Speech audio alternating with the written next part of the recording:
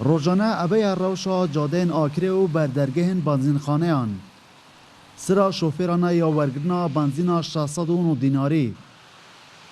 چند ساعتان اف پروسه بد کشید. گلیه که زور لجام شوفران دروست کریه. لو را بن نچاری و بشک جه شوفرین تکسیان لبر آواهی سندیکا کریکاران و قایمه آکره خرببونه که نرازیبونه انجام دان. چه ارد وکی آکرینی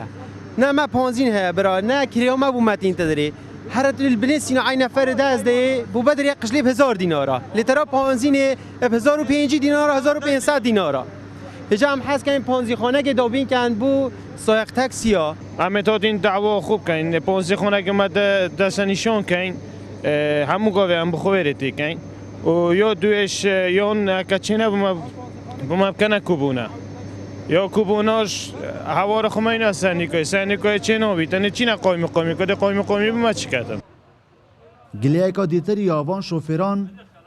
ارزانی اکری آوگواسنا ولاتین لنوا بازار داو لبرانبر جدا به بردامی بنزین روز بروز گرانتر دبید 2 ساعت 3 ساعت ما تسرای دابین حتی گینا پانزینه هم بو سیاره زرره هم وقتی مش بشوله چید وما چه استفادهش لی نابینین دبینین پانزینا ونو که هر جا را پیسو به برکت عندي بين پانزینه تکی آی ما بچینه به دری ل پانزی خانه فیت 500 پانزینا ما به کوالتیه قایم آکره سو زاوان شوفرین تکسیان که هر روز جه که تایبت بوان به تدابین کرن چونکی روزانه اوان لسر کار تکسی او نشن بنزینا دیتر بکرن لأفرو كام قال لنريد وانا دي سانجاشنا اتفاقه ده پنزیخانه محاوله کن که اینا دو سراک خاص بو سیاره شولی یا تاکسی سراک جی بو ترامبیلا خصوصی و اوجی في چند قانع بونو هیچ مشکل نبونه و جهر افتا خواه ذکر که بس چونکه او کسابت آن سرهات نوچونا سیاره که نچنن ناف سرا دریج دا سراک و تایبت دل هر پنزیخانه که بانه تدانان لگوری زانیاریان لآکره